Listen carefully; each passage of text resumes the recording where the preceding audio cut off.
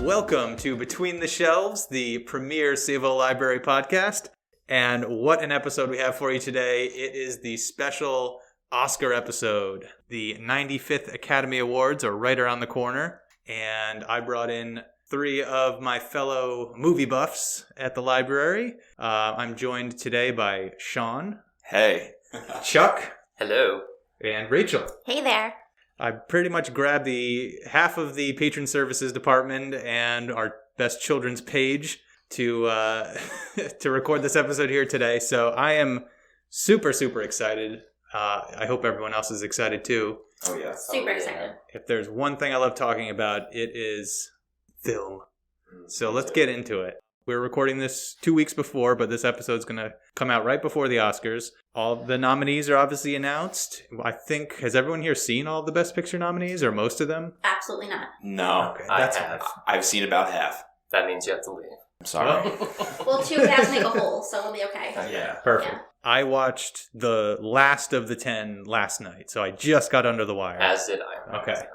So let's go through the Best Picture nominees this year, and then later on in the episode, we'll talk about some of our personal favorite movies of the year, because those don't always line up. So let's start. I'm just going to go alphabetically through it. The first one is All Quiet on the Western Front. This is a film from Germany. It's also nominated for Best International Film. It's a remake of a book. So it's about three young friends who eagerly enlist in the German army in search of some kind of romantic idea of heroism, and they are faced when they get to the front lines of the horrors of World War I, basically. So not a family film, not very upbeat movie. I saw it. Did anyone else have a chance to see this one? Yes, I did. See it, yeah. You did see it. Oh, great. Everyone saw it. What'd you think? I loved it. I did like it a lot too. I liked it. Having not seen the other remakes, or the original, or the book, I liked it. You didn't see the book? Okay. No, I didn't see the book. Okay. I'm a big war picture fan, so Yeah. I liked it. And I thought it was cool that it was from a German point of view, because I feel like everything is very westernized. And so it was from the Americans' view of it, so I thought that was a cool take. Yeah, I love this movie. I thought it was shot brilliantly. Like, it looks beautiful. This is I've said this when the movie came out. This is my favorite war movie since Saving Private Ryan. Like, this is like the best war movie I've seen in years. Really? What about 1917? I think it was better than 1917. That's what it reminded me of. Was 1917. Dunkirk? I liked it more than Dunkirk. I liked both of those movies, but I think this was just on a higher level. I think Really? this movie had heart. This movie just felt different. It felt like it's like every war movie is an anti-war movie, really, but this one felt more encompassing. I don't know, because you get to see before the main characters are involved in the war, and you get to see them all the way through, like literally all the way through the war, like the entire experience. I don't know. It just felt like grand. I just felt like it was. I don't know. Just felt like epic to me. I think you're right about the cinematography and the sound. That was the big takeaway I got from that film too. I know we're going to talk about Top Gun later, but you mentioned films that are traditionally anti-war, and I felt like there was an interesting parallel between those two films, and there's some other films that also like kind of paralleled one another, but those two in particular stood out to me. Because Top Gun, it didn't feel like an anti-war film to me. Yeah, it felt like a very pro-war. Very Well, patriotic Top Gun is and also like- nominated for Best Picture, so we're going to get to so it. We'll get back to that. Yeah. All right, so All Quiet on the Western Front, definitely see that. And I have a little bit of a trivia with this movie. So this is the 5th year in a row at the Oscars that an international film has also been nominated for Best Picture. So does anyone know the other 4 movies that were nominated for Best Picture the last 4 years? International film? Parasite. Belf? No, it's not international. I have no idea. That's the only one. I was voting Parasite. It's Parasite, Roma, Yeah, Roma. Drive My Car, which was last year's, and Minari. Oh, that was with That was considered international? Steven Ewan. That surprises me. I did not think that was an international film.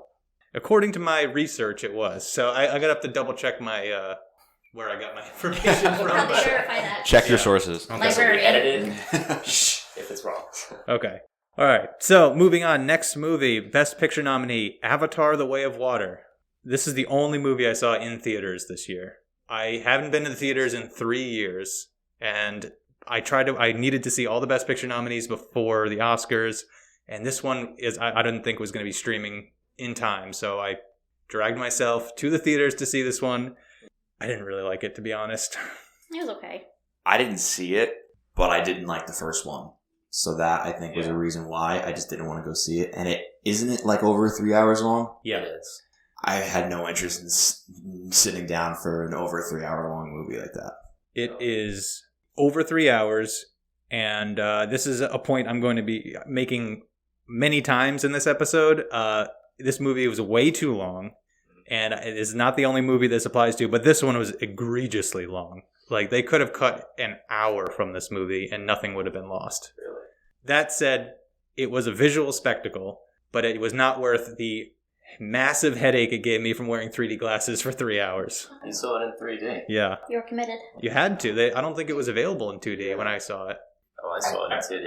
Yeah. Oh, you did? Yeah, I don't feel like the 3D added anything. I saw the original in 3D, and at the time, that was like a big deal. It was like one of the first major 3D, and I never felt like it added anything to the experience at all. The gimmick wears off very quickly, and then you're stuck wearing these stupid plastic. I feel like it got a lot of hype because I know that they developed new technology to film underwater, and it like a lot of the special effects like was real because it wasn't there. Weren't they swimming a lot in this one? Oh yeah. So apparently that's all real. And Kate Winslet like trained herself to swim underwater for over 7 minutes in that water? without taking a breath. Yes, that's like she broke the record that was previously held. I think by Tom Cruise. Oh, wow. Of course. Of course, it was Tom Cruise. So yeah, they had to like make like new cameras and new gear, and that's why the movie took so long to come out until now. That's fascinating to hear because the entire movie is CGI.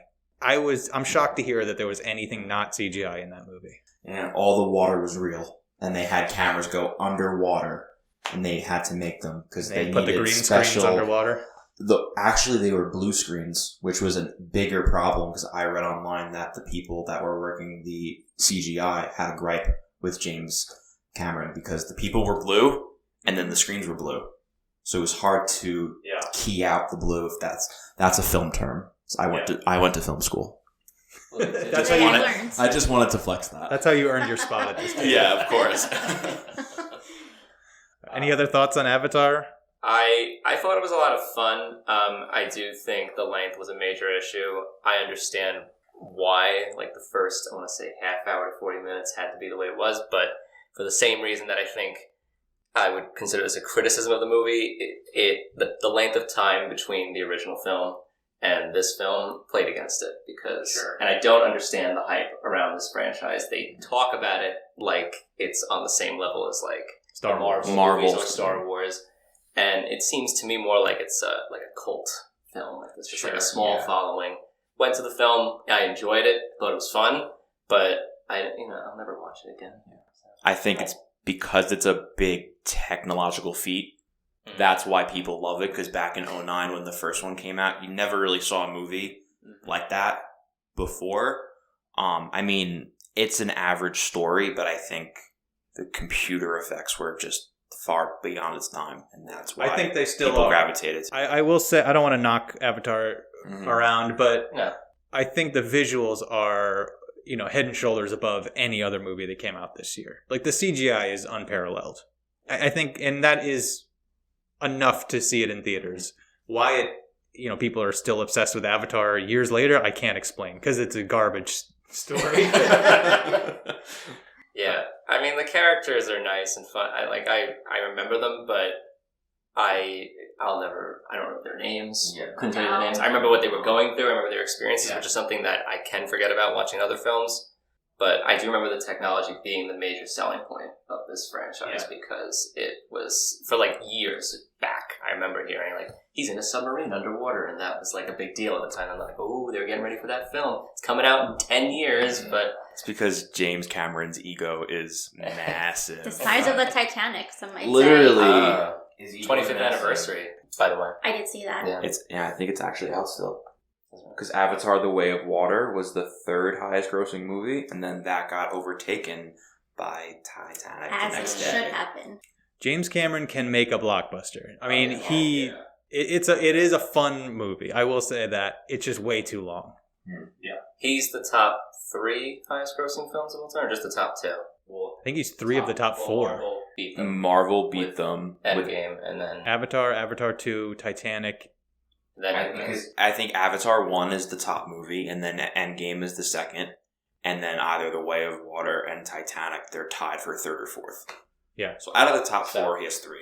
So he's the king of the blockbuster. But also, when you release a movie that's mainly in 3D, and there's not that many showings in 2D, the ticket sales go up, they cost more money, he makes more money. There's a lot that plays in there. Yes. I agree. All right, well, that's buttoning up Avatar. Let us never speak of it until the 3rd film, which we'll all have to be In 10 forced more to years. see. No, actually in 2 years. Well, now they have the... they've already shot it. Really? Yeah, it's already... And now it's 2 years of CGI, and then they'll put it out, yeah.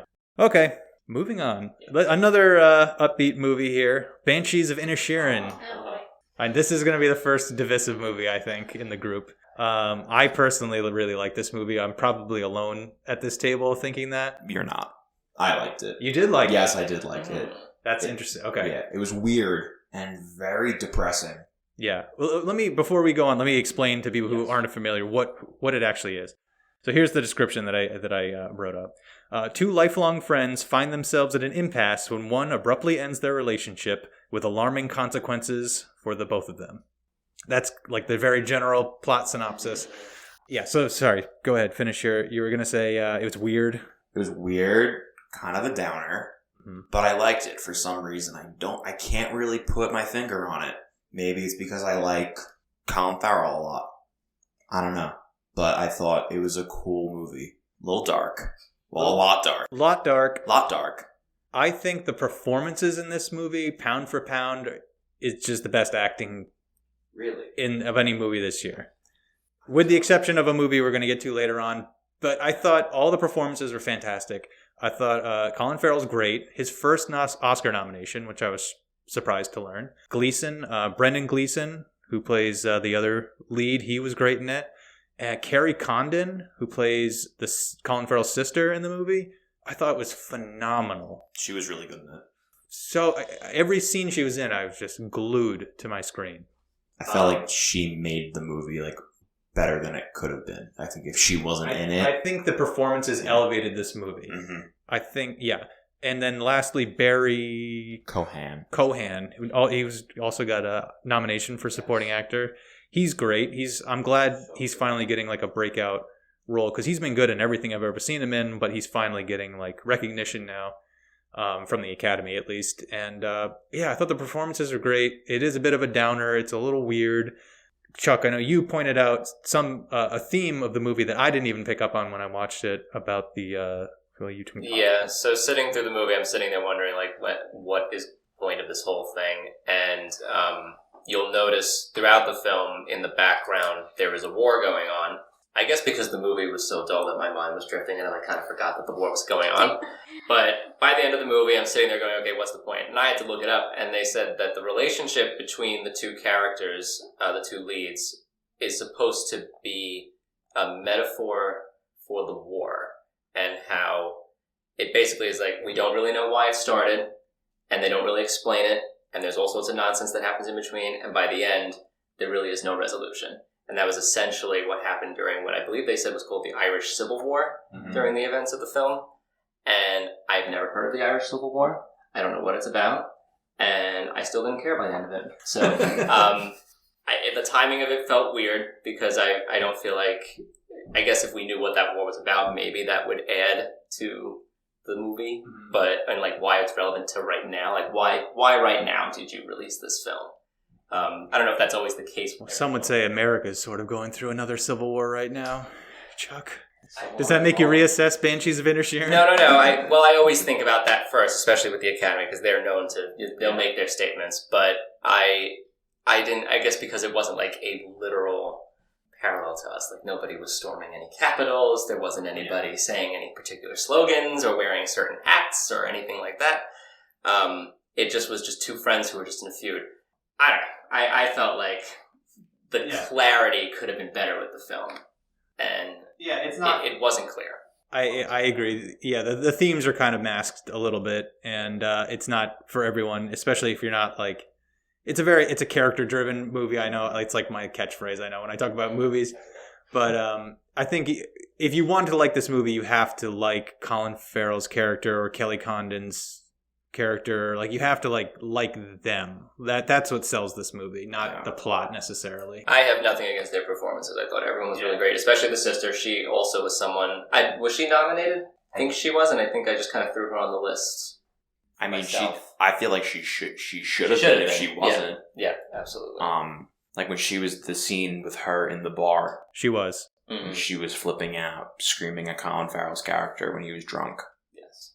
That scene was really good. Yeah, that was my favorite scene too, where Colin Farrell's kind of giving it to Gleason in the pub. Yeah.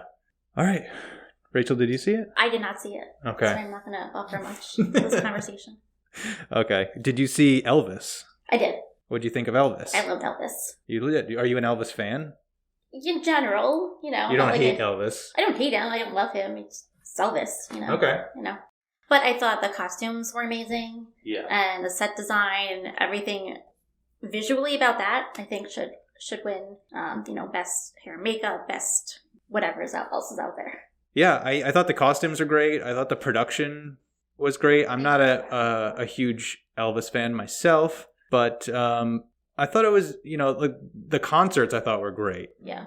The rest of the movie I could have definitely passed on. But I thought the production of the actual concerts was fun. I enjoyed that. Even as somebody who's not a huge Elvis fan, I thought that was fun. And the costumes are phenomenal. Yeah. I think that it's going to have a run for its money with, the Marvel movies like Black Panther and everything. But I think it has a shot. I mean, it was very visually impressive. Right. Yeah, I agree. I don't think you have to be a big Elvis fan to like the movie. It was just a fun movie. It wasn't, his life was tragic and, everyone knows that. Yeah.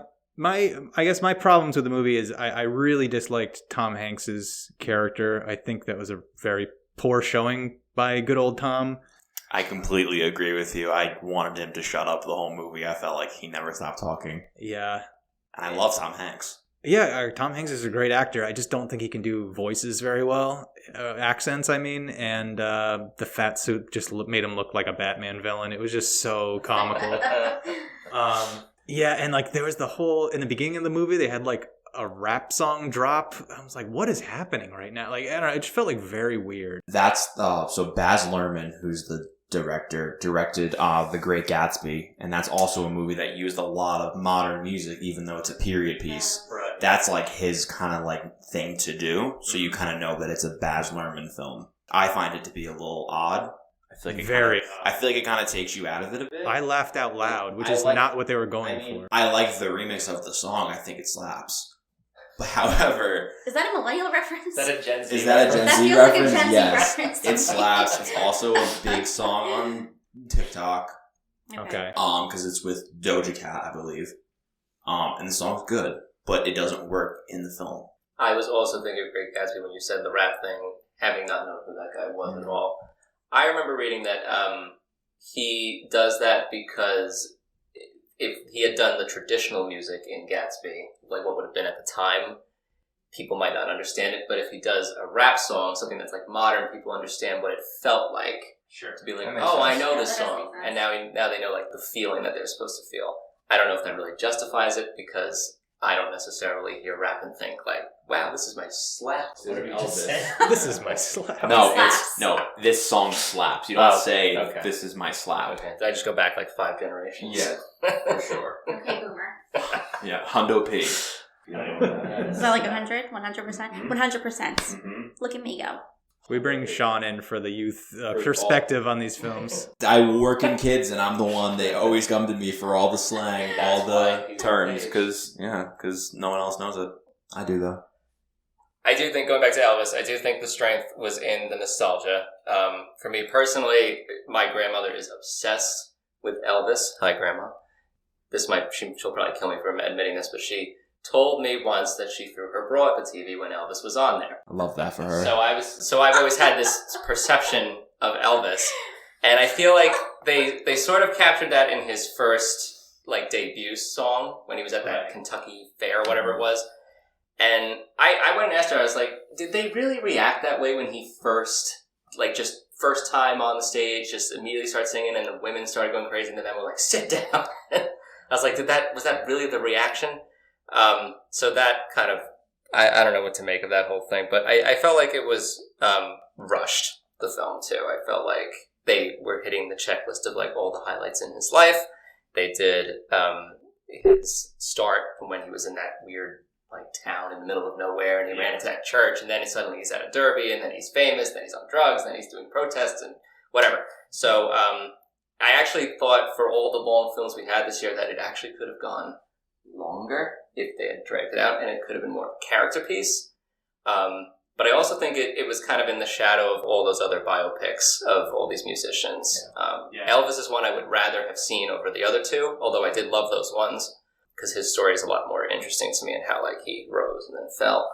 But that seems to be what they want to do right now. And I think he kind of suffered from what came before him.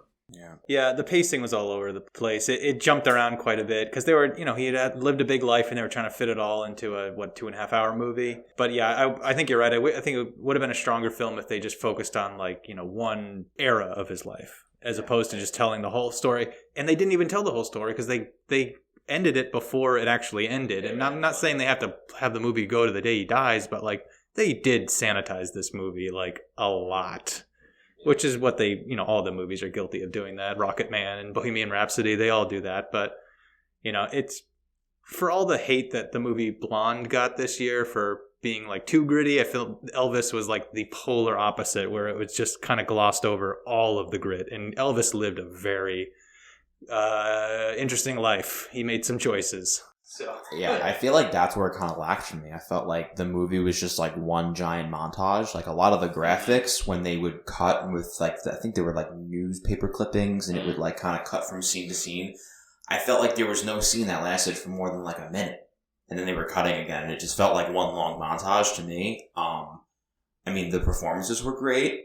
I know that they actually filmed an actual 4-hour long concert that will be released sometime this year. I heard that wasn't Butler pushing for it to get released? Because he and Baz Luhrmann both wanted out. And I felt I agree with you, Chuck. I felt like it dragged on for me a little bit, but it could have been longer because I feel like they needed to explain more things. It still felt too long because I was kind of bored through it, but I felt like we were needing some more stuff and more closure on the movie as a whole. I guess the other thing I can think of is Austin Butler himself. That seems to be the big buzz talk of the Oscars, that he's going to win. I think you mentioned the film before that we're going to talk about that we think will not let him win, but I didn't feel like he was fine. I didn't think he was amazing for his performance. I also feel like he didn't really look. Yeah, I know. He wasn't quite as round as Elvis. I had to look it up, and I said he's a lot rounder looking, which is not a major criticism of the film at all. I just found it really shocking that a lot of people were like, he's going to win. If only they gave some of the roundness from Tom Hanks' character to Elvis and just balanced them out a little bit. Switched it, yeah. I feel like he was really good in it, but I agree with you, not Oscar nominated worthy for sure. And I think because he started prepping for this in 2017. It's not only the performance, but what goes into it and how he trained for years and he learned to sing and had a vocal coach still that he's working with. That work should definitely be recognized. But winning, I don't think he should win. So he did sing. That was all. I wasn't sure about that. He started training to sing in 2017, and because then they were filming in 2019, and then they had to shut down from COVID. And then it took a while to film because they needed all those crowds of people and they couldn't. Wow. Yeah, so that's why the movie got pushed back so many times. Rachel, you seem to have liked it more out of any of us. Do you have any closing things you want to say about Elvis before we move on to a big movie? No, I rest my case. It's fun. Okay, next one is Everything Everywhere All at Once. This has probably the most hype behind it of any movie, I would say, going into the Oscars this year. It's won a bunch of Golden Globes and BAFTA, or not BAFTAs, but it's winning the most awards right now going into the Oscars. If you're not familiar with the movie, it's about an aging Chinese immigrant who is swept up in an insane adventure where she alone can save what's important to her by connecting with the lives she could have led in other universes. I didn't write that description. This movie is hard to summarize. Hey, literally an hour ago, someone was asking me, what's it about? And I was like, oh, it's, so, yeah, it is hard. What's everyone's thoughts on this? Because this movie is hyped right now. Like, it is, I think it's the forerunner for Best Picture winner. I'm not saying it's my favorite movie of the year, although I did very much enjoy it. What's everyone else's thoughts? Sean, I know you're eager to jump on this. I hated it, and I feel like an ass for saying that, but I don't know one person, aside from my mom, hey mom, that didn't like it. Like, everyone loved it. I just thought it was just too odd for me. You know, I watched it I think I watched the first, hour, because I watched it for, 40 minutes, and I came into work, and you guys were telling me, watch it again, give it a try, it gets better, because, I had watched it up until the point where they had the fight with the fanny pack. And I was like, this is really, really odd. But then I tried watching it again and I just could not get into it. And it pains me a bit because I see it on Letterboxd, all my friends, 5 out of 5 stars. Yeah. Alex, you gave it a 5, I think. 4.5. You don't give anything that, I guess. It's gotta be good for Alex to give it that high of a score. And for you too, because I feel like you're very... That was 4.5. Yeah, and you give a lot of 2 to 3 stars. A lot. I'm super picky. Yeah, and then you were like, I didn't really want to watch the movie. I thought it was going to be weird, but you ended up loving it. So I'm like, okay, And my brother's girlfriend, she likes movies, but not she's not a critical watcher like us. And she was like, oh my God, it's amazing. One of the best movies I've seen. So I was like, okay, it's going to be great. Couldn't get into it. I thought the acting was fine. You said you watched it a second time. How far did you get the second time? An hour through. Okay. And I feel like with a movie, it's if you're watching it for an hour and it's still not pulling me in, I'm like, I can't. That's fair. Yeah. Rachel, did you see it? I did not see it. You didn't see it? Okay. I think everyone should give this movie a shot. Sean, you gave it a shot, obviously. I'm not blaming... this movie is a lot. There's a lot going on, and if its talons don't sink into you in the first... After that fight scene, which the one I know you're talking about, which is about, 20 minutes, 25 minutes into the movie, maybe not even that long. If it doesn't have its talons in you at that point, you're not going to like this movie. Yeah. It's just going to pull you through. It's just going to get weirder, and yeah. Well, I'm glad that you're saying that, so now I don't feel as bad. You shouldn't feel bad. There's no objective way of measuring these movies. It's just getting so much acclaim and so much press. I'm like, what am I missing? I feel like with big movies, though, too, and even just, books that are really popular, when everyone generally gives it a 5-star rating, you kind of, just buy into that, and you go into it with, the mindset of, oh, well, this is going to be great.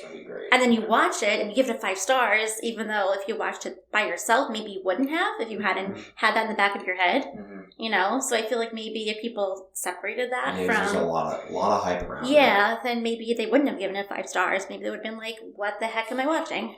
Great point, Rachel. Thank you, and I did not curse. You can curse, I'm telling you. I cursed. I just want the accolades for knowing I didn't do it. Good for you. Thank you. I'm proud of you. Thank you.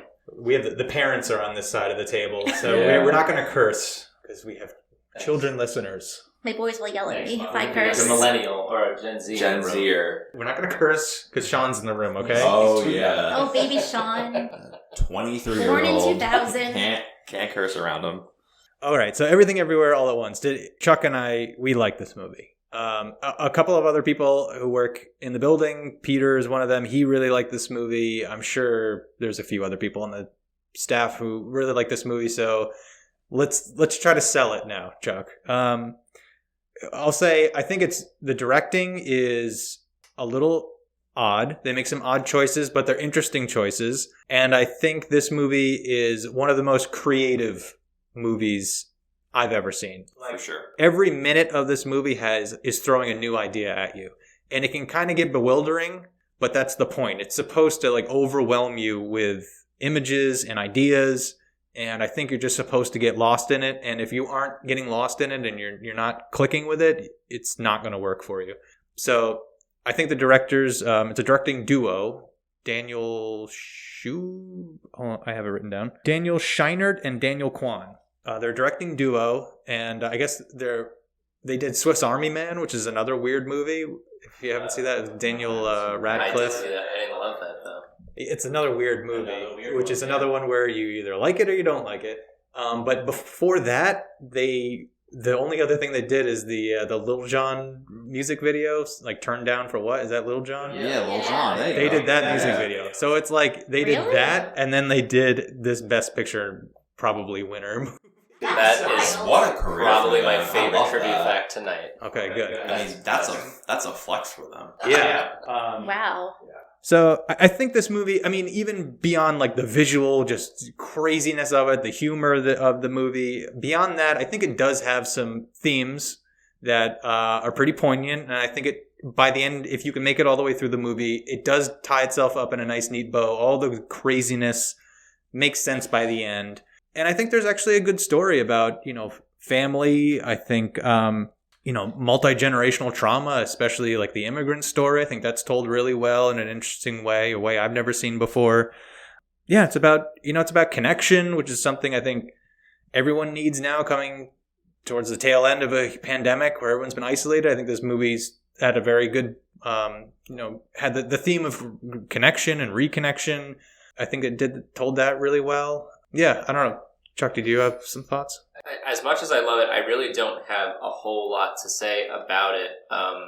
I love the characters. I liked that they utilized every character. I feel like a lot of times the secondary characters, like someone like the grandfather in that movie, would have fell to the wayside eventually. I think you were right about it being the most creative film of the year.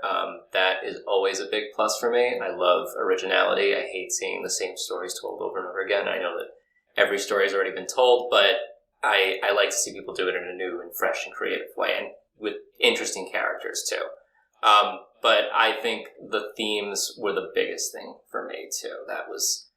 You're right that it was very timely with the pandemic and among other issues going on in the world. But I think for me, what earns an Oscar nominee is when it's able to capture a moment in our time. And I don't feel like a lot of the films did that this year necessarily, like Top Gun.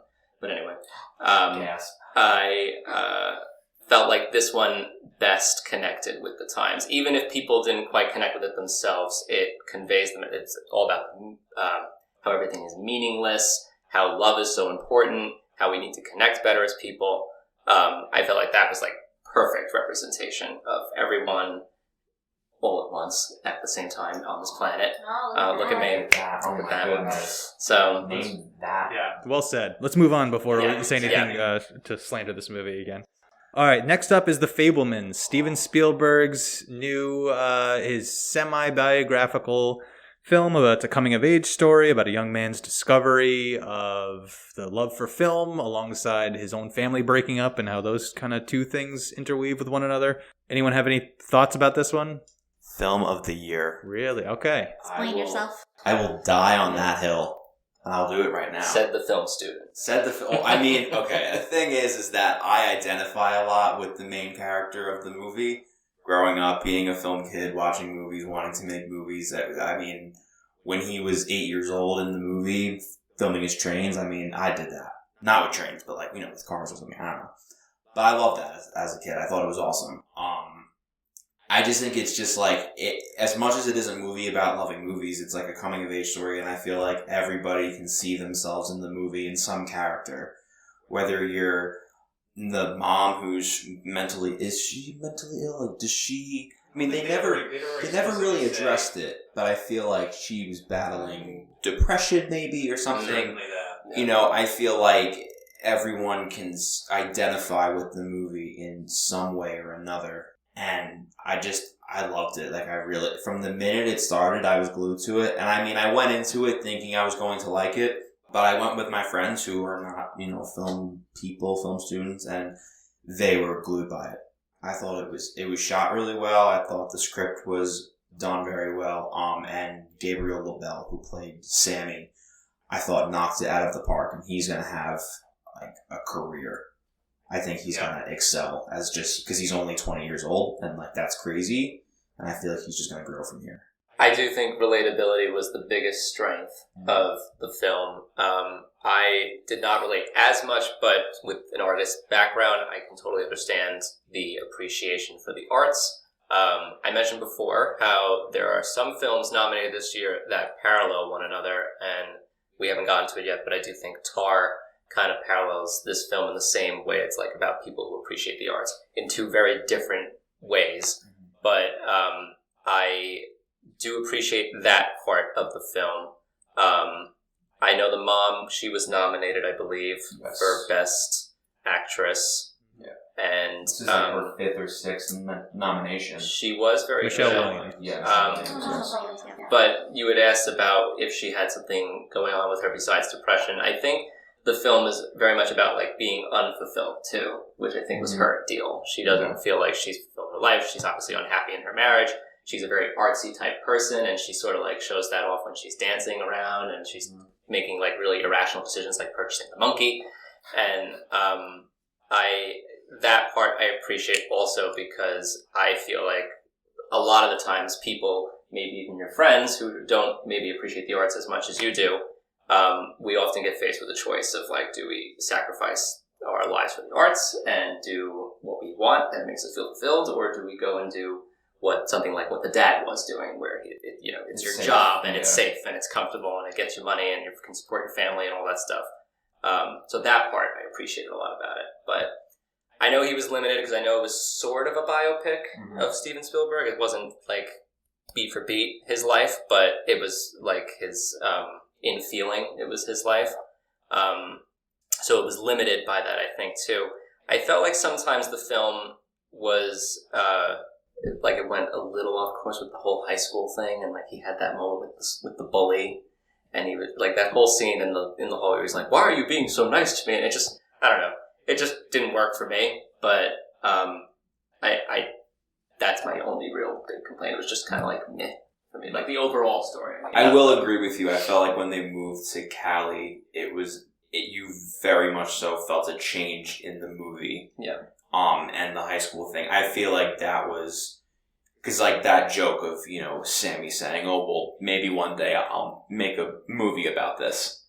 And that was like the gag of like, he never actually made the movie, but now he's making a movie about himself, and now he gets to expose this person who hates him just because he's Jewish. Mm-hmm. And I feel like, too, that's also a very timely issue in the world that we're in. I feel like that was smart of Spielberg to include. Because I'm sure even now it's hard, but especially back then, I'm sure living in an area like that where you're really the only Jewish family, that's really hard. Also the ending, I really liked. Like specifically the last couple of shots. The director is really funny, and that final shot of the camera moving, that was probably my favorite parts of the movie because it made me laugh so much. That was David Lynch, who played John Ford. Yeah. Nope, that's why it went right over my head. But I did enjoy. I like when the little record thing changed, where it was like little, and he walks into the room, and it's like his little like angelic moment ends because the director's not who he thought he was. Yeah. And when they broke the fourth wall at the end, when the camera like moves, tilted up, I thought that was brilliant. Have you seen it, Rachel? I have not seen it. Rachel, let's watch it right now. I'm trying here. This could be a 5-hour podcast. Sounds good though. I feel like you would love it, especially being a mom of kids. I feel like you would be able. The coming of age story and all that. I probably would love it. You would be able, I feel like, to really tango with them. I don't know if that's the right word. Identify. Tango. Yeah, I'll fix it. Don't worry. Please. Okay, I'll leave it in now. No. Like an idiot. Actually, that reminded me of something. I did feel like the film had a hard time balancing the different plot lines at times. I felt like I went in knowing that this was going to be about like his parents somewhat, and that there was a rocky relationship there. But then, like I said, it changes to his high school life. There was something else that I can't think of right now. I felt like there was a third plot line that the movie changed to. With the girl, with like the girl who like loves God. Oh yeah, That was I funny. thought that was so funny. In and of themselves, each scene was Yeah. fine, but like together, it sometimes felt kind of confusing and messy at times. So, but I gave this movie a 9 out of 10. I really like this movie. It's Steven Spielberg just having fun. I mean, it's a director, one of the best directors ever to live, just having fun. You know, he throws all of his tricks into this movie. I think he absolutely deserves his nomination for Best Director. It's not my favorite film of the year, but this movie is hard to pick apart because it's so technically sound. Even the issues that you both mentioned with the script, the screenplay, I didn't really find those to be too much of problems for me. I think it's just such a solid movie. It's really hard to find fault in it, and that in itself is its flaw in that it plays things a little too safe. It seems a little on the generic side. But this is a movie like I can recommend to anyone. Anyone who comes to the reference desk and they say, I need a movie recommendation. I don't care who you are. I can say, well, you'll like The Fabelmans. Because it's hard. It's just such a relatable story, and it's just so well made, and it's heartwarming, and it's kind of like, if I could compare it to last year's winner, it's kind of like Coda, where this movie, although I don't think it will win Best Picture, it may win, it might have a chance the same way Coda won, in that it's hard to find fault with the movie, and it may win just based on the way the voting plays out, where this might be everyone's second or third favorite movie in their voting, and the way the ranked choice voting works with the Academy, it might end up with the most points and win Best Picture. Like it could slip through because it is such a people pleaser, Totally. So yeah, I can't really find any faults with it. There's one other scene that I really loved, and that's with Judd Hirsch, who plays the grandfather. It's about halfway through the movie. I think that's my favorite scene, and I'm glad he got an Oscar nomination for it. It's funny because he's only in the movie for like 5 minutes, and he gets an Oscar nomination for supporting actor. So that doesn't happen very often. Just to give you an idea of how good the scene is. But the end of the movie is very silly and funny, and I laughed out loud just seeing David Lynch dressed up with the eye patch looking like John Ford was hilarious. I laughed out loud. So I very much appreciated seeing that as well. So yeah, I don't know. It's not my favorite movie of the year. It's probably, but it's definitely in my top 5, and I really liked it, and I can recommend it to anybody, really. So the next movie on our Best Picture list, if we're moving through it, is the best movie of the year. Objectively, it is Tar. If you haven't heard of this movie, Tar is about Lydia Tarr, the world's greatest composer-conductor. She's at the peak of her career when stories from her dark past begin to unravel her legacy. This movie is starring Cate Blanchett, who will win the Oscar for Best Actress. And this is the best movie of the year. And that's, what else did everyone else think about it? And you are wrong if you don't agree with me. Wow. I'm gonna have Chuck start this one. I didn't mind it. I went in thinking I wasn't going to like it. Why was that? It seemed boring at first, and that is totally shallow. Just looking at the trailers and going, "Wow, this looked really dull." I actually ended up appreciating it a lot more than I thought I would for basically the same reasons that I just said about The Fabelmans, but I connected with Tar more than I did The Fabelmans. Without spoiling too much, there's a scene at the very beginning of the film where Cate Blanchett's character is lecturing a student, and she basically says something along the lines of how what you have to sacrifice to achieve great art.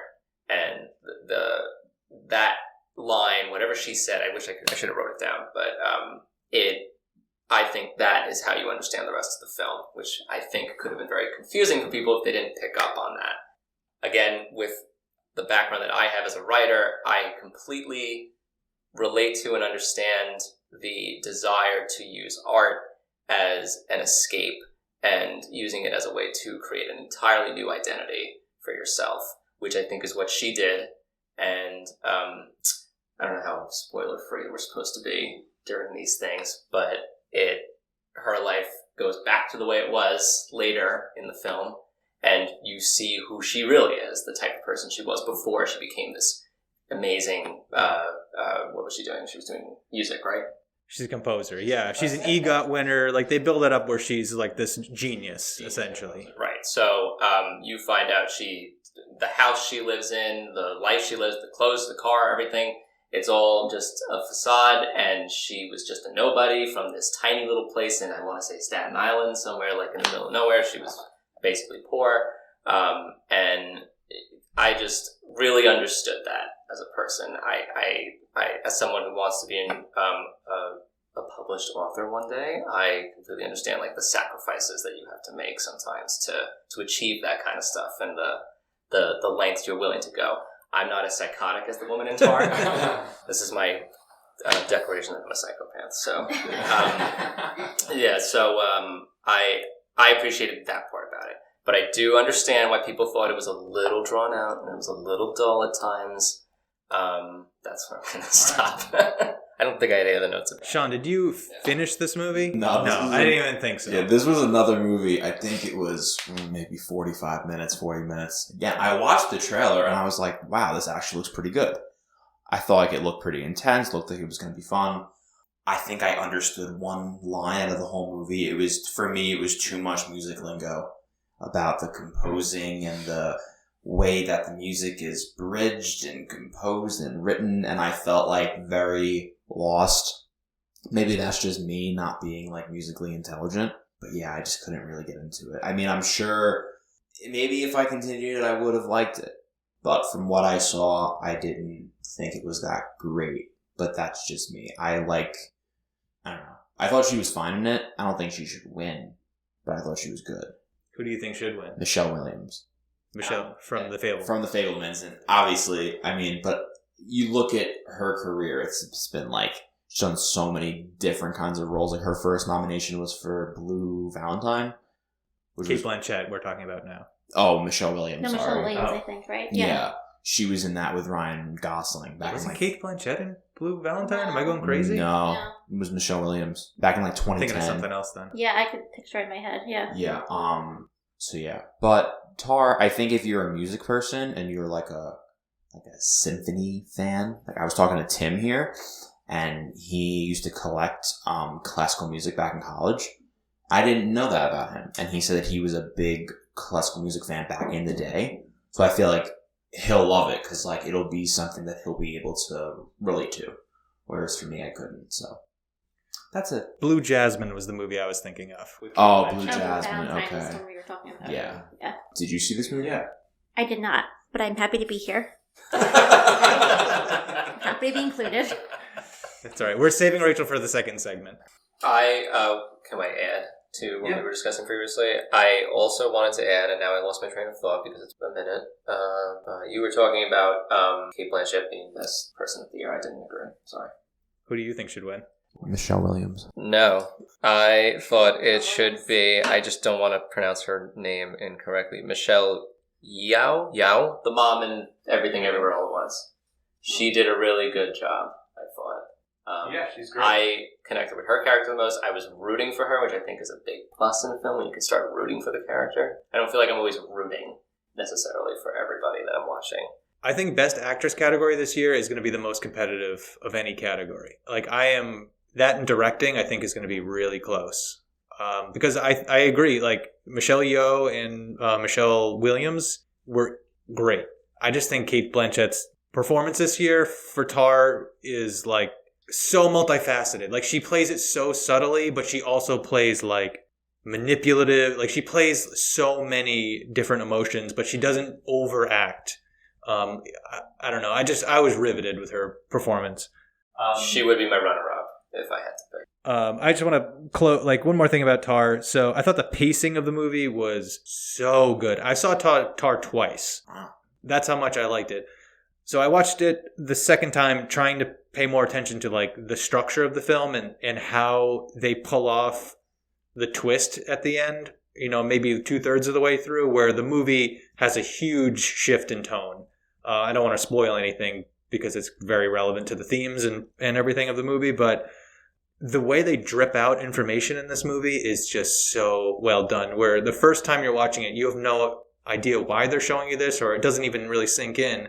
But by the time the twist happens 2/3 of the way through the movie, everything starts being, oh, that's what, and then everything kind of clicks, and the movie turns into almost like a psychological horror movie. Like, I don't know. I thought the director, Todd Field, did such a great job just plotting this movie along. I didn't think there was any wasted scenes. I think everything is just, it's just such a well-oiled machine. I don't know, this director only makes a movie every 8 years, and I really think he put 8 years of work into this movie. It just felt like everything was so meticulously crafted. I would probably have to go back and watch it again, too. You did remind me about, again, avoiding spoilers, there is a presence throughout the film that at first I did not realize. I thought it was just a trick of the light in one of the scenes, and then I realized that this presence is throughout the entire film. And I said the same thing. It reminded me of like a psychological horror, kind of like a ghost story almost. Yeah.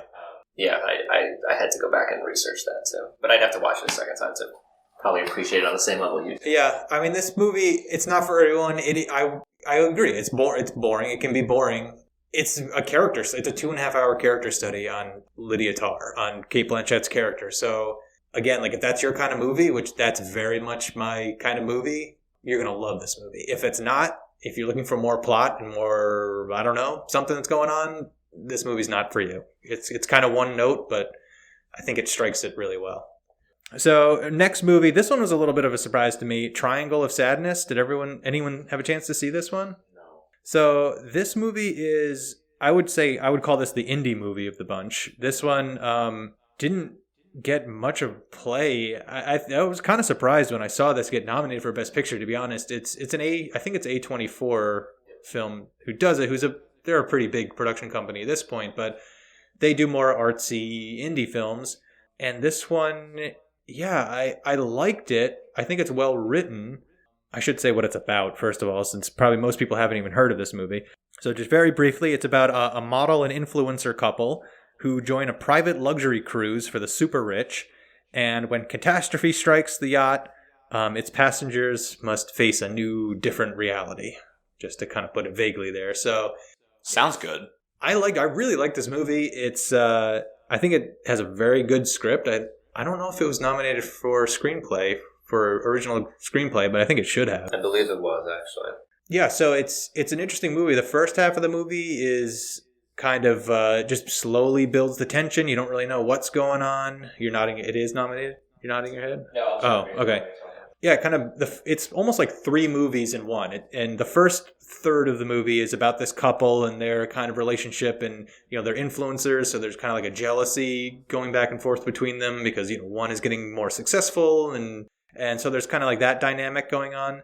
And then the second third of the movie is kind of like this crazy horror movie where like everything just unfolds on this yacht, and it's gross and crazy and just bonkers. And then the final third of this movie is like is Survivor, basically. I don't want to spoil too much, but this movie takes some bold choices, and it's all over the place. It was extremely entertaining, and again, I think it's really well written. I think its themes about social dynamics and everything is really well done. But yeah, man, this movie was bonkers, and I was shocked that it was nominated for Best Picture. I don't even know how I feel about it, to be honest. Yeah, this film kind of came out of nowhere. I went in not knowing what it was about. Before I go on, it was not nominated for anything except Best Picture. And I just did a skim, and I just double-checked myself. I don't see its name anywhere else. But I wouldn't say the story was the best written, because I think on the surface it could be a little bit strange and like hard to follow. But I do think the message was its strength in the movie, especially the imagery. There's a lot of metaphors, and that they use to convey the messages that they're trying to convey. I do agree that the opening was a little slow, but I feel like just being on the cruise boat that they're invited to, once you see the other people on the cruise boat with them, you just sit there and you go, oh, I know what this movie's going to be about. Yeah. It takes a while to get to what the movie's about. Yes. And there is a great scene. There's at least one good moment in each section of the film. They're divided into sections. And I'm trying to say this without spoiling it, but I guess all I'm just really trying to say is that the message, if you're not into messages, like the points of films, then the rest of it might just go right over your head and you're not going to really appreciate it. Yeah. I found the characters, they were more sort of archetypal in a sense, like they each represent a type of person or a demographic. Definitely. And so they were really hard to connect with on like a much more personal level. It's definitely not character driven. I wouldn't say that it is. It's more about like the events in the real world and how they work together. It's kind of like a philosophical treatise almost, like but it, like wrapped around like this crazy horror kind of story. It's really weird. I don't know if you're like into any of those things. I think it's worth a watch. But if any of what we're talking about doesn't really interest you, I think this one is a hard pass because it's not for everyone. It's kind of a weak link between the two. But again, I was saying how there was each Best Picture film seemed to have some kind of parallel. This was the one that I felt closest to Everything Everywhere All at Once in terms of like the messaging and how bizarre it gets. Both, I think, kind of match each other on that level. But I still think Everything Everywhere is on a whole different level than Triangle of Sadness. But it was a really odd addition to the list. Like, it just, aside from that one connection with the movie, the rest of it, I'm like... I feel like the Academy was kind of throwing a bone to, like, the indie scene. The Oscars, it's no secret that they're shedding viewers like crazy and they're trying to get, people to watch again. So I feel like with the Best Picture nominees, their strategy is, okay, let's give an Oscar to the biggest movies of the year. Let's give one Oscar to an indie darling. Let's give an Oscar to, the art house movie. They're kind of like cover all their bases to try to pull in some new viewers, I think. Yeah. And this one, I don't know, as far as indie movies go, I would have thought they would have given it to After Sun, which is the lead actor. I haven't seen it either, but that got a lot of good buzz, and the lead actor from that got a Best Actor nomination. Is that Paul Mescal? Yeah. But yeah, I don't know. I don't really have any more thoughts about Triangle of Sadness other than if you like bizarre movies that are... I don't even know. It's kind of long too, yeah. It's worth checking out. Otherwise, this is one I can't recommend this one to anyone, really. Yeah. Yikes. Also, a surprising amount of donkeys in this year's. Donkeys? Like, the Banshees of Inisherin had a donkey thing in it. A mule, There was a donkey in this movie when they're surviving on the island. Yeah. And there was another film that, of course, is leaving me right now. Lots of donkeys this year. Okay. And kind of the same situation all three times. So I don't know what they had against donkeys this year. All right. So many things you could say about that. Leave it up to the audience to decide. Which, actually, now that we mention it, it kind of ends on an ambiguous note in the end of the film. And I think that was, of course, done on purpose. Oh, But I hate that. I want to know. I know, I don't like an ambiguous ending. I think it was done... When you understand the point of the film, I'm trying to think of like the best way to like phrase the question. It's basically like, what do we do with this information that we just learned in the film? And I think go from there. It's about the message. So yeah, it's the movie, I guess, without giving too much away, it's very much about role reversals. Mm-hmm. So each time the movie shifts to a new movie, like the new third, basically, of the movie, the roles kind of flip. So that's kind of like what the movie's about. It's about seeing like, okay, like, I don't want to spoil anything. It's so hard not to spoil anything, but it's about, how do we think about class? How do we think about like servants? Like that kind of role is what I'm talking about. And then, what happens when the rules as we know them are no longer there? What happens? It's kind of, or what happens when the roles are flipped? Like how do we treat one another? It's very interesting. Yeah. Okay, I think we've talked. Preachiness also to a degree. Yeah. More so than any of the other films that I've seen this year. Yeah. It kind of, I don't know if everyone saw Don't Look Up last year, but it's like sort of on that like satirical. Sure. I don't think it was Look Up quite was as a lot more preachy, direct with the audience, but this one I think was kind of going in the same way, but that's all I have to say about it. All right. Let's move on to the second highest grossing movie of the year, Top Gun Maverick. Shock from the audience. Let's hear from somebody else besides myself and Chuck for a second. Did either of you see this? I feel like it's like the same as the Top Gun, the first one. No, like airplanes and I don't. Did you see it? No, but Rachel, I'm sorry. Rachel, it's so good. I told you I had Love Is Blind episodes to watch. I will say my piece on it because I recently saw a video with Spielberg and Tom Cruise at the Oscars luncheon. I feel like the Academy nominated this for Best Picture because it saved movie theaters. Only other movies that were really doing well in movie theaters were the franchise movies. Anything with Marvel, Batman, anything like that. Like Spider-Man No Way Home was the highest grossing film, I believe, of 2021. And that was still during a huge COVID surge.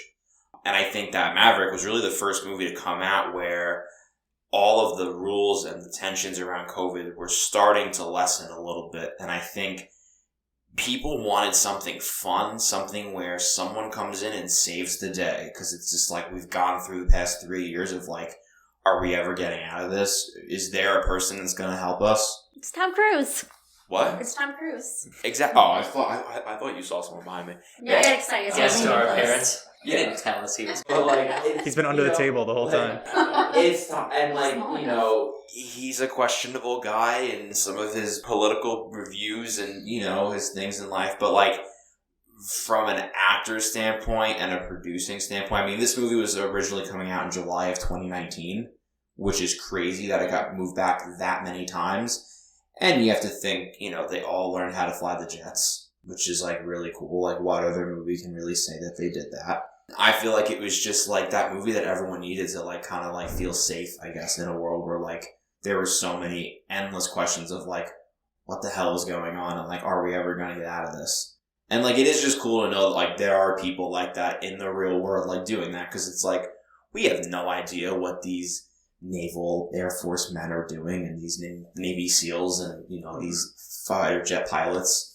They have no idea. I mean, so I just thought that was really cool. I see Chuck is, like, stewing.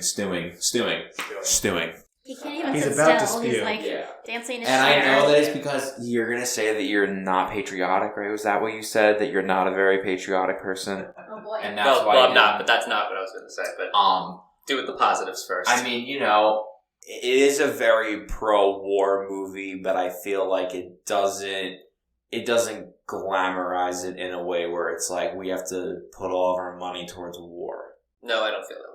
And I feel like, it's Miles Teller, Glenn Powell, and Tom Cruise. I mean, it's a great summer flick. And look at the Miles Teller mustache. I mean, he brought back the mustache. It didn't really look good on anybody but him, but he brought it back, and that's a powerful thing. Did you try it? Did I try? Yeah. God, no. I would have looked. I feel like you should have came to this podcast with that mustache. No, but in support. You should But have I- committed. But I have friends who tried it, and they would look like 70s porn stars. It was terrible. I don't know if that can really make the cut there, but That's why I'm wearing a mask. oh That's a really? big deal. Even though I see your beard to the side, it's fine. I don't have any other notes. I'll check my phone while Chuck talks. No, Rachel, did you see it? I did not see it. Yeah, I thought but you also I had. do like Sean's point about it being so relevant and so popular because it came out during a time when COVID restrictions were dropping and people were like, all right, we can go to the movies, we can go do things again. So I think it's interesting, like, to look back, even like 10 years, 20 years from now, just to look back and see, like, what was so popular back then and kind of why. Because if it came out another time, I know, all right, enough. Because I feel like if it came out like in July 2019, like, would it have been like as popular, So I think it's a really interesting point.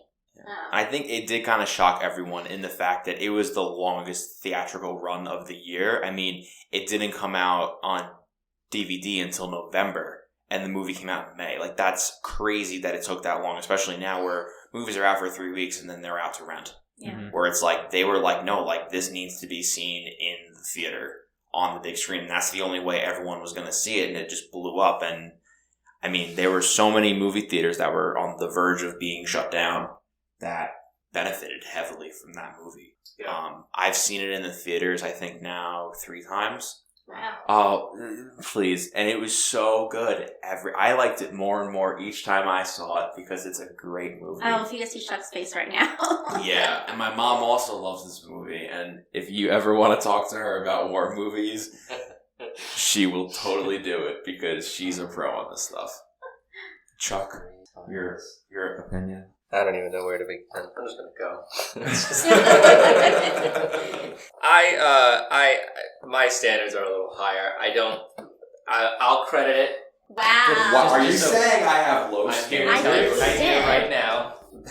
That's a dude. That's not. I don't think that how it helped the economy and people's feelings throughout a pandemic, I don't think that's enough to make it a Best Picture nominee. But I also just, that aside, did not feel like it was a very good story. I didn't like the characters. I didn't like the situation at all, which also didn't quite make sense. I feel like at the end he pretty much started a war and they just skirted over that bit, but that's besides the point. A war with who, though? Yeah, they never even say who the enemy say is. who you're fighting, but that action that they did, that whole little Death Star trench run up the thing into the mountain, like that would have started a war. Well, something recently like that just happened, like last month, where these jets like ran a course. It wasn't exactly like that, but they dropped a bomb on. Yeah, they dropped a bomb on some enemy force, and I haven't seen a war start since. So, Okay, all right, okay. what about the challenge. story didn't make sense? Curious. Well, that was like my biggest gripe. They're working toward this goal that they're going to strategically strike this place, and I don't know. It just seemed like whatever the location was, I forget what it was, but it was like It's like inside of like a volcano a or something. relative. It was like a valley, I believe, right? It was like a deep. They shared valley. it with Dr. Evil or something. Yeah. So yeah, it seemed like a relatively important location for whatever country it was, and it just seemed like when they did that was like, I feel like they were invading their airspace. They're not at war, so it's not like they're allowed to just be there for some reason. I don't know military strategy. I'm not here to talk about military strategy. Well, I feel like there are a lot of things that go on that we don't know about, and that's fair. And also, too, like, at the end of the day, it is a movie, so it's like they're gonna take liberties and like what's real. I don't think Tom Cruise went into this trying to be like, oh, like let's make it, real for real. Like, And to be fair, everything. I believe this story was an adaptation of a book or something, because it's nominated That's for false. Best Adapted Screenplay. No, it's because it's a sequel. It's a sequel because it takes from the same characters from the original Top Gun. Oh, Yeah. that's considered an adaptation. Yeah, Yes. I was confused Isn't on it that too. adaptation? I thought they like adaptation. Yeah, I think it's We adaptation. can edit. Burn. We can edit. Just have Alex just say adaptation over my voice. So, whatever. So it wasn't his story. My bigger gripe was just the overall military culture. I just feel like it was a little too lighthearted, and this was what I was kind of saying before with its parallel to All Quiet on the Western Front, where I feel like that was a much more accurate portrayal of what wartime is and what the demeanor of the soldiers should be. Granted, they were in trenches, and it was a lot bloodier and a lot more violent in All Quiet on the Western Front. But it just felt like sometimes it felt like they were goofing around, and I don't know why that's portrayed that way. Like it kind of diminishes the importance of being in the military to me. I just think that's how the life They just is on those they movies. around, and I'm like, you can bleep that. And Around and find they're, I don't know. I feel like it's going to get political. I understand I'm what worried you're this is going to turn saying. into something else. But, like, to be fair, All Quiet on the Western Front, there were no video cameras documenting how the soldiers were in World War I. So That's fair. How can we truly That's a say valid point. I mean, how they can we spent like truly days in the say trenches not doing anything. that I mean, the portrayal is accurate? Right. This is like what Psychologists believe and what historians think that's how they acted. Whereas now on these naval bases, there are camera crews and there's documentaries being made every year where you can see how it is. Shirtless touch football on the beach. Of course. But they Supposed to did be backing me up. they did have actual Rachel's now naval interested in them. fighter pilots on the set of this movie because Tom Cruise wanted it to be as accurate as possible. And they were the ones when the jets were doing all the flips and the tricks in the air. They were actual retired pilots in those jets. oh, that's pretty cool. But the IMAX cameras were mounted onto the jets when they were shooting other scenes, so the actors were actually flying in the jets that they learned for over 6 months. That's cool, and that part I actually had no problem with. It's on the ground. That was at the bar, playing football on the beach, all shirtless, and they're having a grand old time. When they lost their little simulations and they had to do push-ups, and it was supposed to be funny because they're like, haha, you have to do push-ups for 300 hours. And I was just like, that stuff bugs me a lot because I'm like, why is it being portrayed in this goofy, lighthearted way? It's also known for being a bit of a cheesy film. Oh, the totally. way his relationship with that woman. It hits all the right notes, like in like a typical Hollywood It was very production. I guess it was also very 80s. It was very much trying to represent or Go back honor on that. the original film, and I don't know, I guess that makes it sort of outdated for the times. But that's, that's all a matter of taste. So Yeah. All right, I I don't want need to your dwell. help. Please Okay. help me. No further comment. Okay. Back me up, Alex. So I just looked up on my Letterboxd account on my list of my favorite movies of the year. I saw 64 movies that came out in 2022. Wow. Thank you. Yes, I'm flexing right now. Top Gun Maverick is ranked 38 on that list for me. Yeah, I didn't hate this movie. I think the production value is very high. It's a very entertaining movie. The sound is great. It probably will win for best sound. It should. Everything else about this movie is so generic and bad. I don't know. It's a blockbuster movie, but it has Totally. no Totally. it has no heart.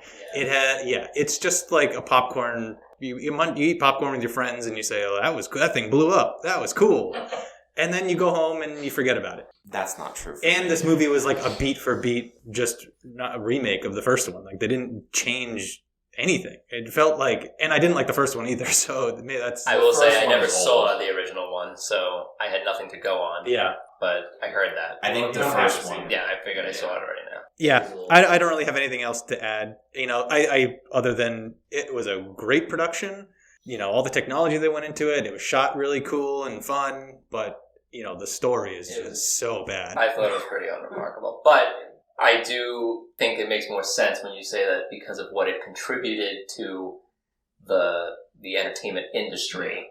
That makes more sense why it's on the Best Picture. Yeah, because I mean, Is that a compliment? I don't know if that's a compliment. at the end of the day, it's all about money. Mhm. And the Academy Awards, like Alex They said, lost. they're losing viewers left, right, and center.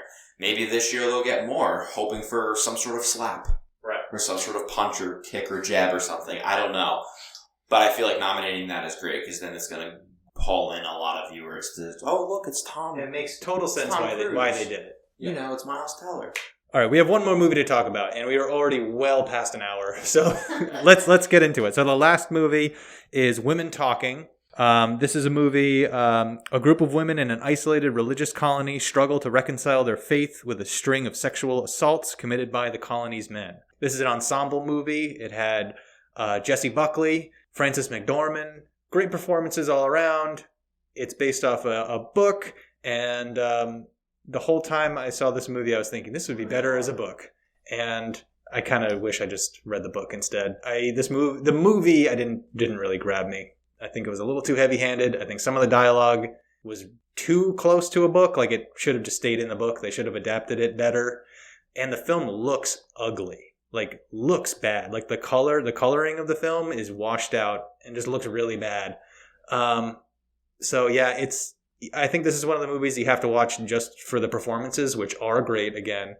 But this didn't really click with me. I don't know. Did anyone else see it? I did not see it, but I was wondering if maybe the coloring of the movie and like the dark, depressing tones was meant to like mimic how the women are feeling and what it's about, and put you like in that drab, depressed like mindset. Yeah, but So you didn't see it. yes, no, that is what they were going for. But the subject matter is already so heavy that I felt like it was unnecessary, and it's so washed out that it looks like surreal. Like it looks like a dream sequence almost, which I don't know. It just didn't work for me. I think it would have looked better with a more natural. That's just me though. This movie's been getting good reviews. Maybe it's just me it didn't click with. I don't know. Chuck, what did you think? I thought grimy, actually, when I saw it. It kind of looked gross. To me, Yeah. like everything looked dirty, which I thought was why they did it, because like that's just, not that they live dirty, but that it's all natural, and like there's no technology to keep things as clean, so it's like they're sweeping, whatever. I agree that it was definitely, that is probably like the biggest character story of the year. Like it's just the entire title. It's fine. Like It's got the best title. yeah, They most can't lie. accurate title. It is just them talking the entire time. I don't know. I had high hopes going into it. I thought it was going to be like a 2020 version of 12 Angry Men, you know? I think visually it could have been a lot more interesting. I think you're right that the source material limited it a lot. They were probably trying to be true to the source material.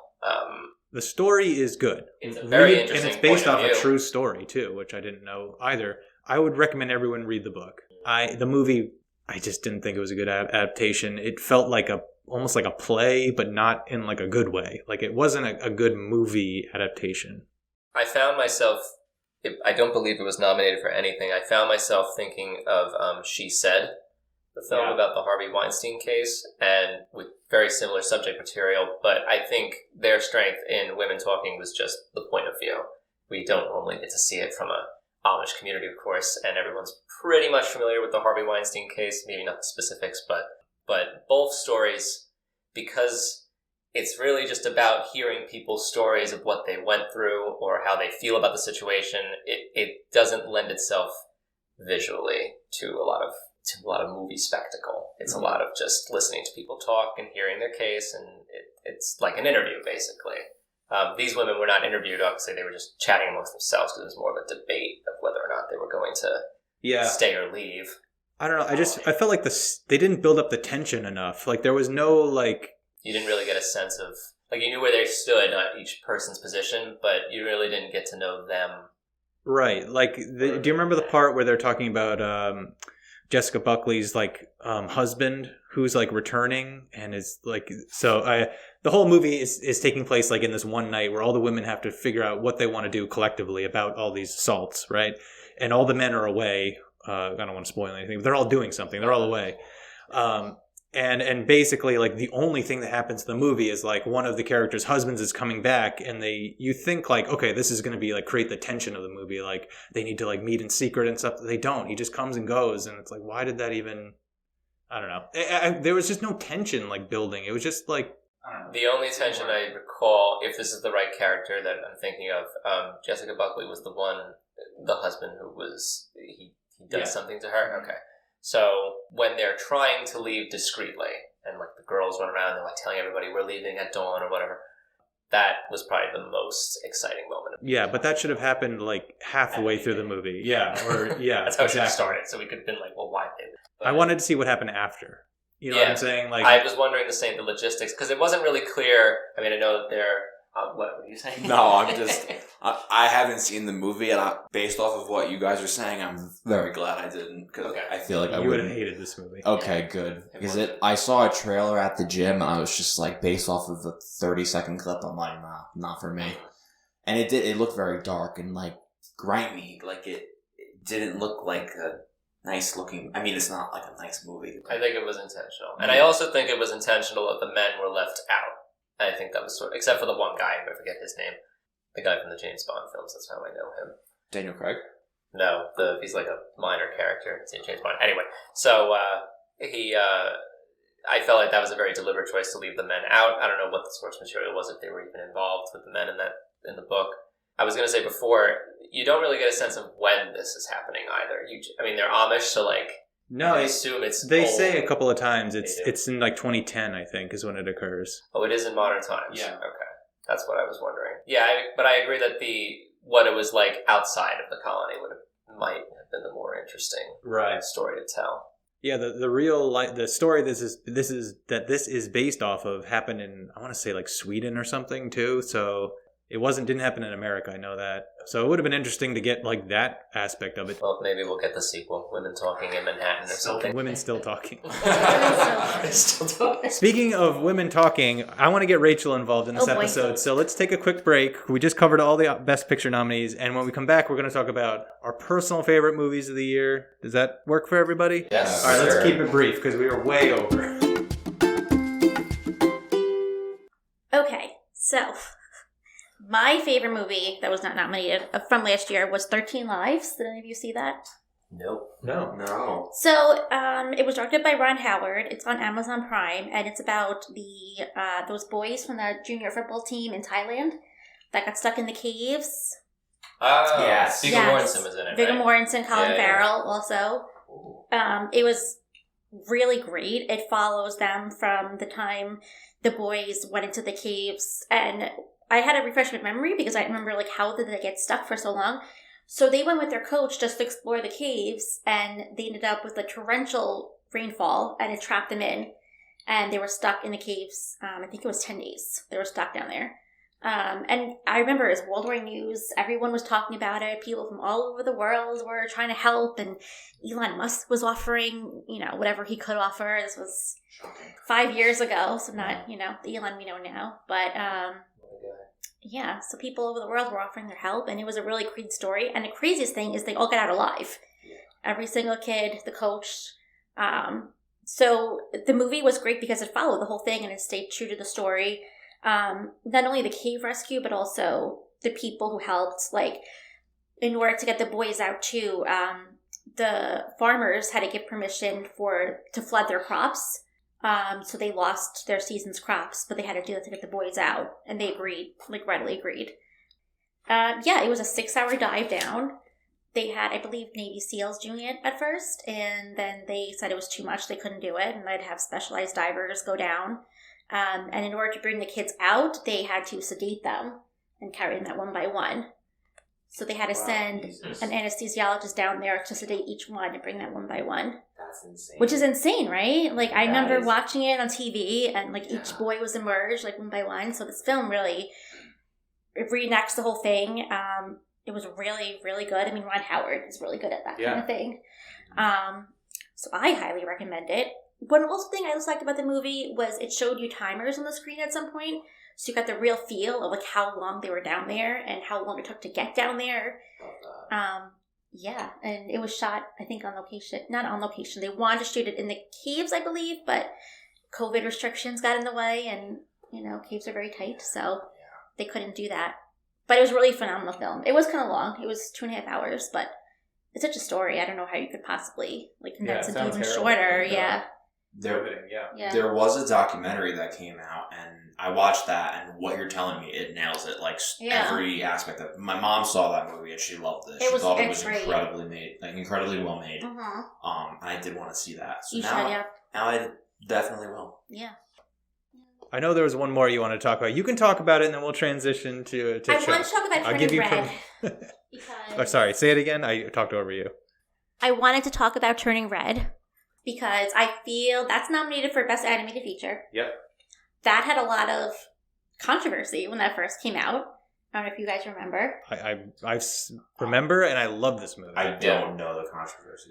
So it's about a young girl who gets her period for the first time, and the monster that turns red is basically like her hormones and all of that. And in the mom community, there was a lot of moms who did not like having to explain to their daughters what a period is and the time of the month. They didn't like explaining that. They thought it was inappropriate.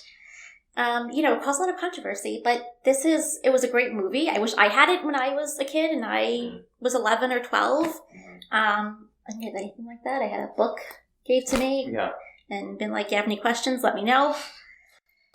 Did she actually have her period in the movie? I thought it was strictly the panda thing, and it was just made clear that was an obvious metaphor, inclling the title. I don't think they explicitly said it was her period, but I mean, that's... I think it's heavily implied. It is. That's what it was. It's just like it's obviously... I saw the trailer and the poster went right over my head. Maybe that's just because I'm a man. I wouldn't realize. I don't know. Well, maybe that's why so many people were upset that it kind of made a trick of some people who weren't expecting that message.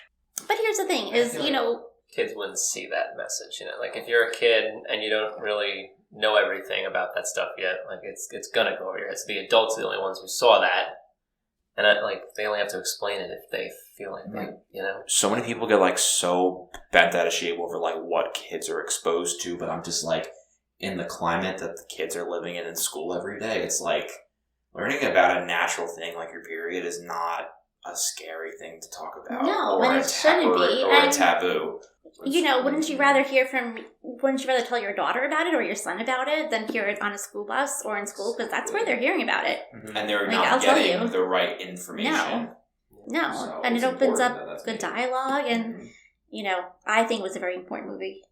I think this will win Best Animated Feature, and I'm glad you spoke about it on, from a personal standpoint. I think I can't really speak to that, but I will say as just an animated movie, it's one of the best. Especially Pixar recently, one of the best I've seen. The animation is fantastic, and what I love about it is part of my problems with computer animated movies is they often are trying to mimic reality, so they're using the technology to try to make as realistic as possible animation, which I feel like is defeating the entire point of the medium of animation. It's about exaggeration of emotions. It's about exaggerated, physicality and everything. And I think this movie nails the animation.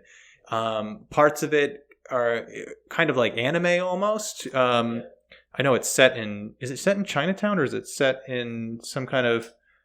I don't remember. I know the main characters are Asian, so I think it was Chinatown. That was pretty intentional, I think. Yeah. Right, but the actual animation itself is very anime-esque, like where it's like very exaggerated gestures by the characters, things like that. So I thought the animation was just outstanding. Like it looks beautiful. I really liked it. And if this doesn't win Best Animated Picture, I'm going to be shocked. I agree, 100%. It was also very funny, which a lot of Pixar's can be funny, but like this one was really funny. So I appreciated that they didn't like get too serious with the subject material. I think we pretty much covered that, so I'm just going to move to the other animated film that I don't think is going to win, but was worth seeing, Guillermo del Toro's Pinocchio. I hated the original from Disney. I think it's very traumatizing for a lot of kids because you're watching it and you're like, what am I watching? But this one, it's a very different story. There's similar, like the whales involved and stuff like that, but it's set in a completely different scenario for him. There's a war going on, and I just love the animation style. Not as much singing as a Disney film, but I thought it was better off for it. So I do highly recommend that one as well. Yeah.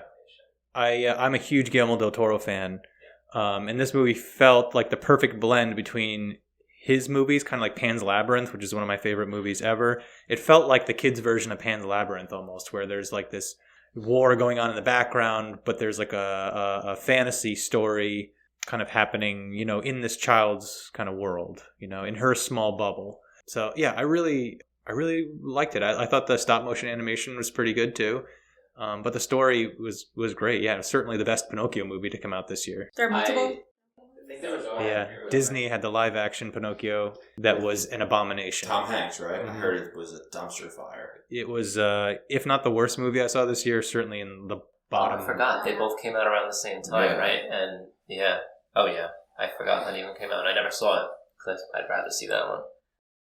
But now I'd rather talk about The Whale. I don't want to talk about that anymore. Yeah. Did either of you get a chance to watch The Whale? I love The Whale. I saw The Whale months ago. If Brendan Fraser doesn't win this award, the Academy's absolutely shot. Like, absolutely shot. Because... we riot. No, like, for real, though. He was so good. The movie is set in one room, and it follows a man who is, He's morbidly obese. He's morbidly obese. Yeah, he's really obese. And he's homebound, and he teaches school online. And that the whole movie starts with that, and then his daughter tries to reconnect with him, like, in his final days of life. And it's just, it's heavy, and you leave it, and you're like, whoa, I need to go smile. I need to go do something light.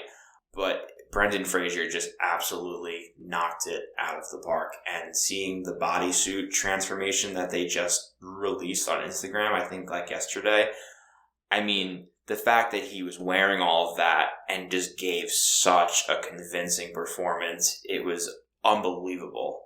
Yeah, I was really impressed with the performance. I don't think he's a runaway going to be a success, but it's definitely one of the best performances of the year. I think he has enough good credit built up with the Hollywood that they'll probably give it to him.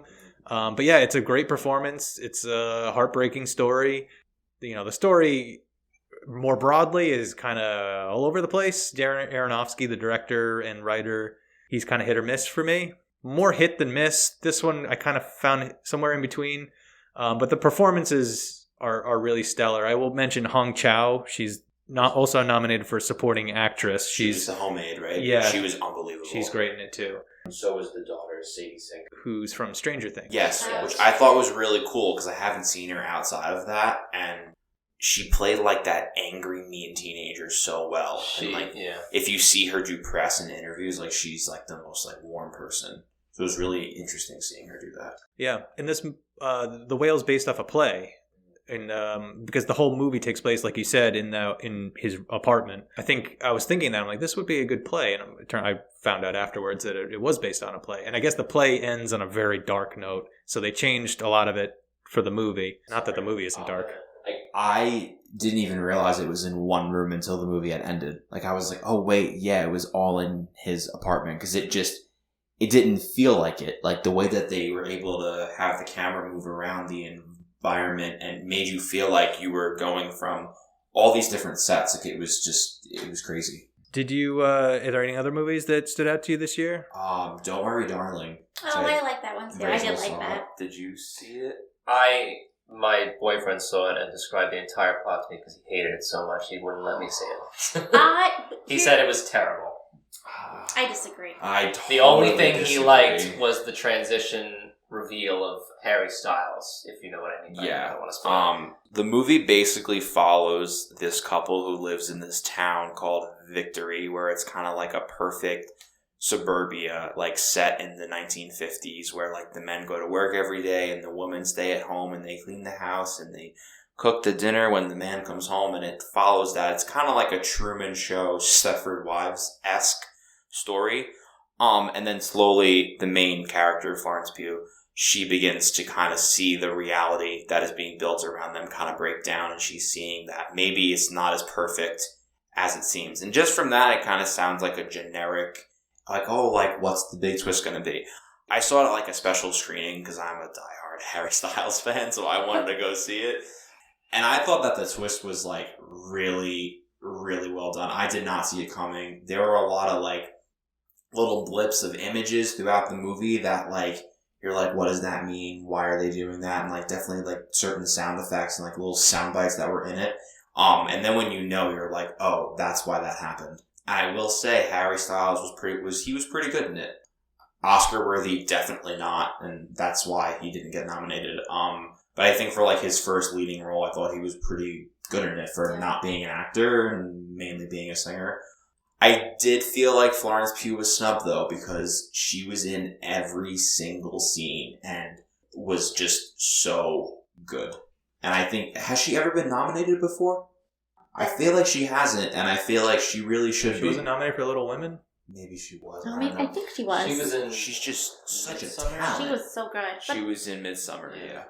But I wonder if maybe all the controversy around the film Yeah. led to them not nominating her, because she had apparently had a terrible experience with the film, did not want to do any press with the film whatsoever, kind of wanted to wash her hands of it. So I feel like that must have played a part in her not getting nominated at all. Yeah, because she didn't like the relationship between the director, Olivia Wilde, and Harry Styles. Yeah. And according to her, it was like a very toxic work environment. Other people have said it wasn't like that, but again, no one's gonna know. Right. No one was there aside from the crew and all the talent. But I think taking that out of it, I feel like it was a really well-made movie, and I feel like it should have got nominated maybe for like production design or like makeup and hairstyling, because they really nailed the 1950s look and feel to it. And the cinematographer is Matthew Libatique, shot A Star Is Born. Oh, yeah. And a couple other movies, and he's really talented, and I was very surprised he was not also nominated. I never heard anything bad about the performances, actually. It sounded more like the plot was where the problems were, and I don't know if you've seen things like The Stepford Wives. I felt like if you've seen films like that, you kind of already had a sense of where this film was going. Even from the trailer, I got that vibe. I was like, this reminds me of The Stepford Wives. So maybe for a lot of people, it was just like more of the same. Mm-hmm. It wasn't creative enough. But again, I didn't personally see it. I'm just going with what I saw in the trailer and what I heard from people and like the sense I got from the whole thing. So, did you see it? No, I didn't see it. You mentioned cinematography. So the movie that I want to talk about was nominated. It only got one nomination, and it was for cinematography. I personally think this might be the best movie of the year. I think this is a huge snub, but no one's talking about it, so I might be wrong. I don't think I'm wrong, but I might be wrong. The movie is called Bardo. Have either of you heard of it? I meant to see it. It's on Netflix. It's directed by Alejandro Iñárritu, who he also wrote the movie. He directed Birdman, 21 Grams. Oh, The Revenant. That's the other one I was thinking of. So he's won a bunch of Oscars for writing, directing, Best Picture. He's phenomenal. He's one of the best living directors right now. So this movie came out this year. It went right to Netflix. It's a little weird and it's a little long, so I feel like it might have gotten passed over by viewers. This movie is so brilliant. It's very autobiographical. So it's about a Mexican documentarian who had success in America for many, many decades, actually, and is coming back to Mexico, rather, to try to reconnect with his family and friends before he wins a big prestigious award back in America. So he's trying to find his roots again, because he's been exalted and is kind of raised as a figure of Mexican art, basically. So it's very autobiographical because that's basically the story of Iñárritu, the director. He had a very similar path. The movie kind of goes back and forth between these very poignant scenes about family and connection and things like that, and then it goes into these long kind of trippy dream sequences which are shot beautifully. This is why the movie was nominated for Best Cinematography. It's the most visually stunning movie I've seen in a long time. This is a movie that you would play on mute and have it in a restaurant, in the background or something. It's so stunning to watch. It's a weird movie. It goes into some heavy topics, especially things that American audiences might not be familiar with. So part of the whole story is the character's trying to, he's trying to again connect with his Mexican roots. So he's grappling with Mexican history. So in these dream sequences, he's kind of reliving some moments in Mexican history, the Mexican-American War and Cortez coming and all this stuff. And they're all shot in these really trippy scenes. Anyways, the movie is beautiful. I recommend everyone see it, but I understand that it's not a movie for everybody. If you're a film nerd, this is a movie for film nerds. So, I don't know. I will probably like it, because I like things that are shot really well. I think you will hate this movie. Really? Oh, Yeah. Even though it's shot so well. Yes. Because I'm a camera nerd. The first scene of this movie is trippy and weird. I'm just saying that right out the gate. This is a type of movie where it takes maybe an hour before you finally know what's going on. And this is a 3-hour movie. Oh. We know Sean can only make it to an hour before he gets up. So, again, this is not a movie for everybody, but I really connected with this movie. I thought it was just a triumph. As weird as it gets, if you can make it to the end, it all does come full circle and make sense in the end. So, I don't know if that helps anybody kind of struggling with these kind of movies. If you can make it to the end, it does wrap up in a nice, neat bow. So, I don't know. I just wanted to mention that movie. Cool. Yeah, that's all I got. Thank you all for joining me. That was a lot of fun. I love talking about movies, and I love talking about movies with people who love talking about movies. So this has been a lot of fun, and I hope we can do another episode after the Oscars so we can talk about all the snubs, flubs, and maybe if there's another slap, we can talk about that. Slap, For sure. Thank you for having me. Yeah, it was a blast. I was honored. Oh, Hashtag blessed. Hashtag blessed. Blessed woman. all right, back to work.